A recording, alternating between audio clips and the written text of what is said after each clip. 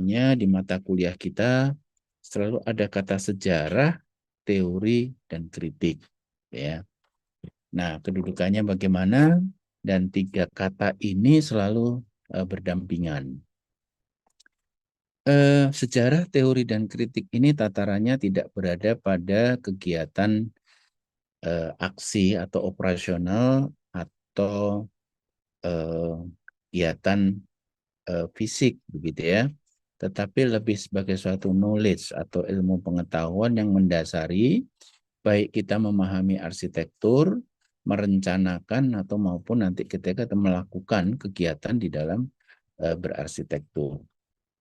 Ini menjadi penting karena kalau kita mau berbuat sesuatu, tentu saja kita harus punya ilmunya. Apa ilmunya? Baru kita kerjakan.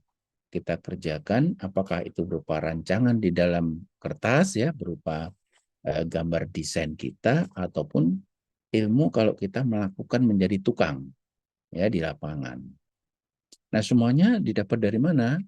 Didapat dari kita belajar mengenai sejarah.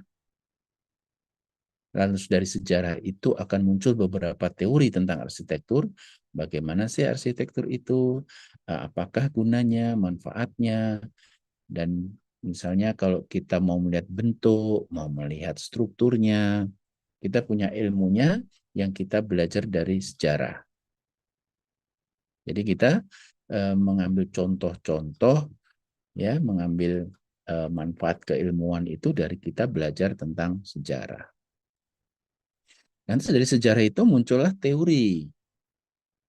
Ya, teori tentang arsitektur menjadi standar, menjadi acuan, ya. Buku Neufert, buku standar rumah sakit, standar sekolah, ya, standar gereja, standar masjid itu asalnya adalah dari sejarah yang diteorikan oleh para ahli, kemudian menjadi suatu rumus, ya, katakanlah rumus kalau di matematika, bagi kita kalau berarsitektur, termasuk teori tentang proporsi kemarin, ya, proporsi mulai dari Vitruvius, mulai dari Leonardo da Vinci, proporsinya golden section, ya, kita belajar minggu lalu, itu adalah teori-teori yang dikembangkan oleh para pakar dari zaman dahulu sampai sekarang. Ya, teori-teori ini berkembang sesuai dengan contoh-contoh atau apa-apa yang ditemukan oleh ahli-ahli tentang arsitektur. Lantas kritik sendiri di mana? Ya, kita pahami dahulu sekarang mengenai kritik. Kritik arsitektur adalah rekaman. Rekaman itu artinya tertulis. Bisa kritik itu berupa video, bisa berupa gambar, bisa berupa tulisan, tetapi terekam dengan baik. Jadi kalau kritik ini dilakukan oleh orang dengan hanya bercakap saja, tidak direkam, itu belum merupakan kritik. Karena tidak bisa diuji, gitu ya. Kalau Anda cerita-cerita sama teman, menanggapi, waduh, karya Ridwan Kamil ini bagus ya, bagus ininya. Tapi itu kalau dicakapkan dan hilang, tidak terekam, ya, belum dikatakan sebagai kritik. Ya, kritik itu harus bisa diuji oleh orang lain, harus bisa disebarluaskan, diseminasikan begitu. Makanya ada seminar arsitektur sehingga kritik itu menjadi suatu ilmu pengetahuan. Apa yang direkam? Tanggapan terhadap arsitektur. Ya, arsitektur itu kan banyak ya. Bisa dari ruang luarnya, ruang dalam, struktur, konstruksi, warna, ornamen, ya, gaya, style gitu ya, langgam gitu. Ya silakan. Yang penting ada tanggapan seorang, ya, lalu itu direkam, ya. Menanggapi itu kan tidak hanya melihat terus kemudian didiamkan, tetapi ada namanya komentar, dikomentari, ditanggapi, ya.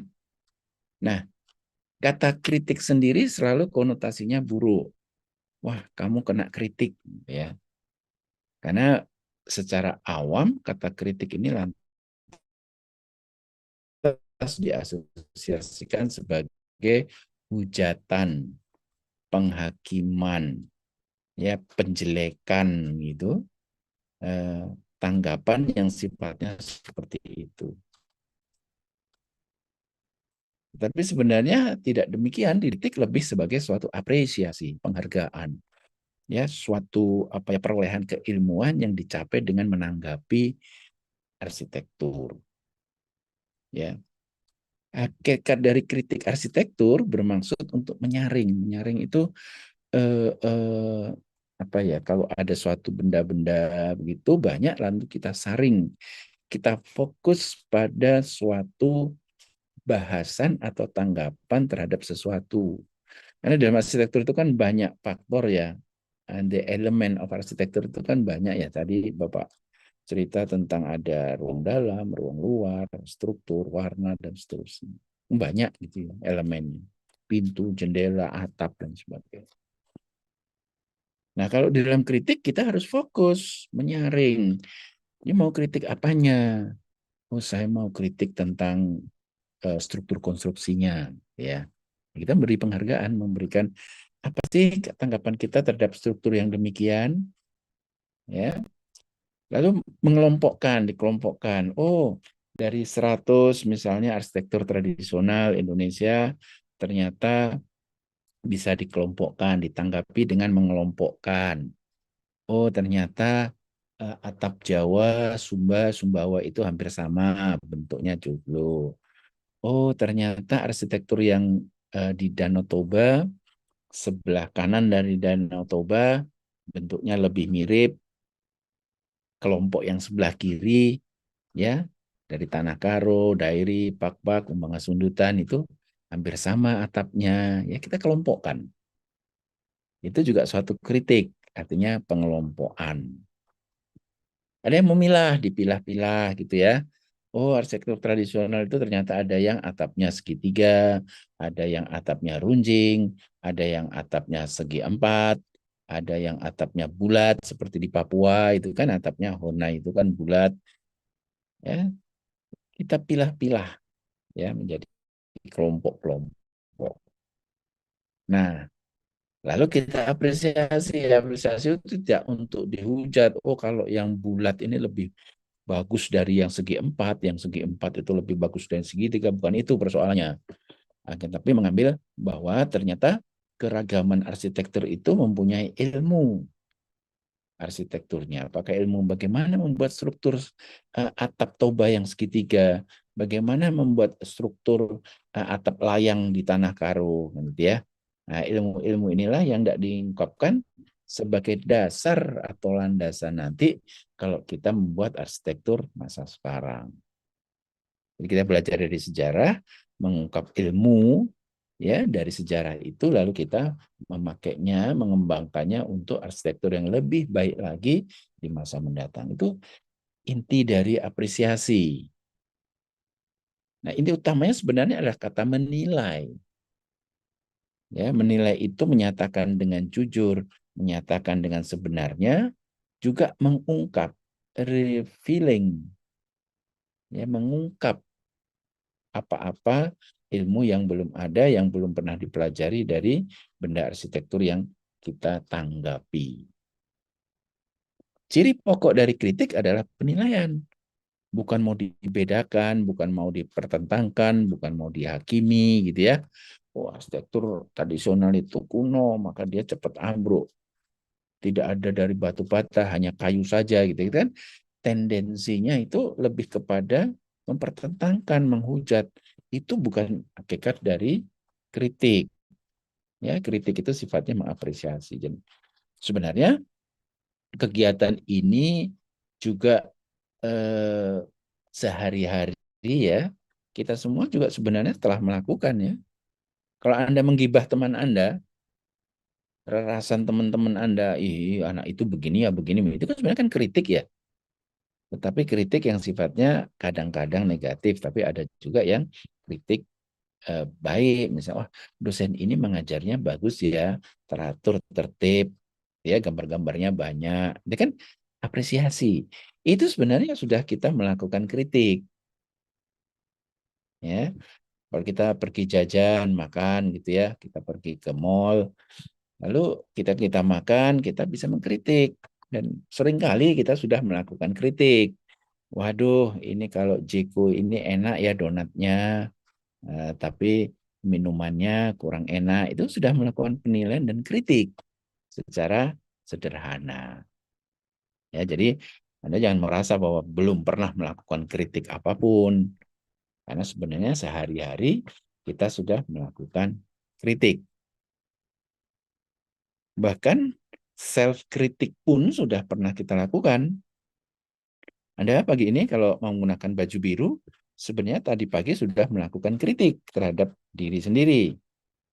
Saya hari ini mau pakai baju warna apa ya?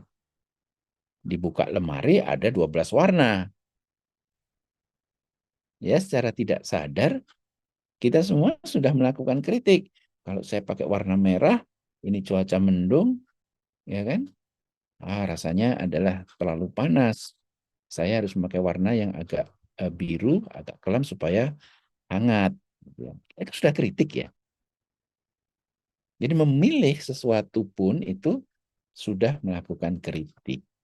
Saya mau naik Grab, mau naik becak, mau minta jemput kawan, itu sudah kritik.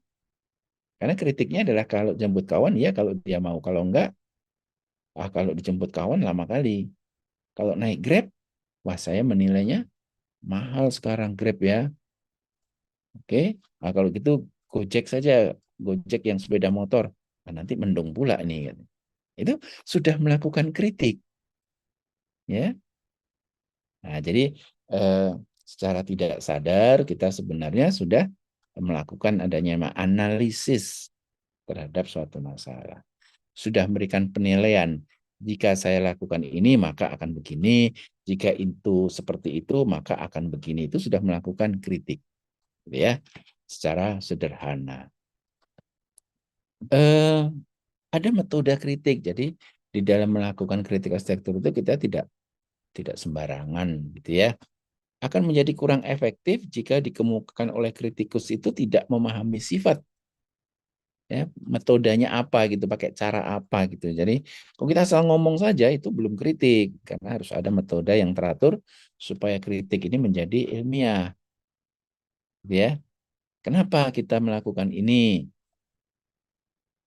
Kalau kita ke studio, ya, ingat di studio SPA 1, 2, 3 pun ya, kita selalu diminta oleh para dosen untuk melakukan namanya studi banding, ya, melihat tipologi. Kalau Anda diminta membuat gereja, Anda diminta dulu tuh lihat gereja banyak-banyak. Kayak mana sih, apa sih sebenarnya gereja ini? Apa sih sebenarnya masjid? Kalau diminta merancang rumah, apa sebenarnya rumah ini? Kita sudah melakukan namanya kritik, ya. Kita melihat semuanya itu, lalu kita melakukan kritik.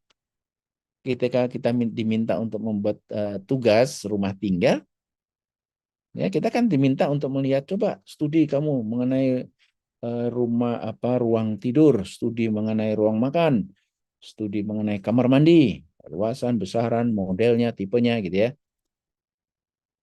Dengan membandingkan beberapa, tentu Anda kan mencarinya tidak hanya satu kamar mandi kalau diminta studi banding ya. Pasti ada 10, 15 kamar mandi. Setelah ketemu 10 itulah maka kita melakukan kritik. Mana yang baik, mana yang nyaman, mana yang terang, mana yang bersih, mana yang cocok dengan sifat dari usernya, gitu kan? Bahan-bahannya apa. Itu sebenarnya kita sudah melakukan kritik, apresiasi, memilih. Nah, kalau sudah ketemu yang baik, inilah kira-kira yang nanti akan jadi rancangan saya. Ya, oke. Nah, metode konvensional biasanya di dalam kritik arsitektur itu ada 3. Sebenarnya yang terbaru ada 5, tetapi elok kalau kita paham yang 3 ini saja dahulu. Yaitu normatif, interpretif, dan deskriptif. Mari kita lihat satu-satu ya. Tapi ini pahami dulu ini sebentar sebelum sampai kepada 3 tadi, dasar-dasar dari penilaian kritik nih. Pahami dulu kata pengukuran, kata penilaian, dan kata evaluasi. Ini sering kita dengar, tetapi ini seringkali mengaburkan pemahaman kita, karena di dalam kritik itu kita sebenarnya kan menilai gitu ya. Maka kita harus tahu nih definisi penilaian itu apa sih? Penilaian itu, penilaian berbeda dengan pengukuran. Karena kalau pengukuran atau measurement adalah kegiatan membandingkan suatu hal dengan satuan ukuran. Anda mengukur, membandingkan panjang dari meja dengan ukuran meter gitu ya, pakai penggaris. Satuan ukuran tertentu yang tertera pada penggaris. Anda mengukur. Oke, hasilnya ya 80 cm, 30 cm. Ya, Anda mengukur badan orang dengan meteran, maka tingginya ketemu ya, 150, 170, 180 misalnya. Oke, itu ngukur, mengukur. Oke. Lantas kalau menilai bagaimana? Nah, menilai adalah mengambil keputusan terhadap sesuatu dengan ukuran baik buruk dan sifatnya kualitatif. Inti dari penilaian adalah membandingkan, ya, membandingkan antar ukuran-ukuran itu. Jadi kita udah ngukur nih tadi 10 meja misalnya ya, kita ukur panjangnya 50 cm. Lantas kita ukur lagi meja di sebelah, ukurannya 1 meter 100 cm. Kita jadi bisa menilai bahwa meja A lebih pendek dari meja B. Karena B 100 cm, meja A 50 cm. Oke. Kalau orang, kita ukur dia 150, temennya itu 170. Berarti si B lebih tinggi. Jadi menilai itu yang keluar adalah kata sifat, ya, kualitatif. Kalau mengukur kuantitatif, ya, terukur, ternilai. Jadi A terhadap B, tadi kalau teman kita ya kita ukur, A lebih pendek dari B. Kita nilai demikian A. Kita nilai B bagaimana? B lebih tinggi dibanding A. Oke. Nah, sifat penilaian ini bersifat relatif. Muncullah teori relativitasnya Einstein. Relatif itu tergantung pada pembandingnya. Misal si A 150 cm, si B 170, si C 200. Tingginya 2 meter gitu ya. Si B lebih tinggi dibanding A, gitu ya. Tapi si B lebih pendek dari si C, karena C tingginya 2 meter. Dia cuma 170. Jadi, nilai dari si B ini bisa pendek, bisa lebih tinggi, tergantung dari pembandingnya. Relatif terhadap siapa. Kalau dia terhadap C, dia lebih pendek. Kalau terhadap A, si B ini lebih tinggi. Ya, jadi satu benda itu relatif sekali. Sifat penilaiannya itu relatif sekali. Paham kira-kira ya? Makanya menjadi penting dibanding dengan apa penilainya gitu ya. Dibanding C atau dibanding A. Kalau dibanding A dia lebih tinggi, kalau dia dibanding si C yang ukurannya 2 meter dia lebih pendek gitu ya. Maka ketika menilai, faktor pembanding ini menjadi penting. Nah, di dalam kritik ini ternyata ketiga-tiganya yang membedakan adalah pembandingnya itu. Satu benda yang akan kita kritik, kita banding dengan apa? Nah, apanya itu ada yang normatif, ada yang interpretif, ada yang deskriptif. Gitu ya. Itu intinya. Kita lihat yang normatif. Dasar penilaian, kata dasar penilaian ini maksudnya adalah pembandingnya untuk melakukan kritik normatif, bisa doktrin, bisa sistem, bisa jenis, bisa ukuran.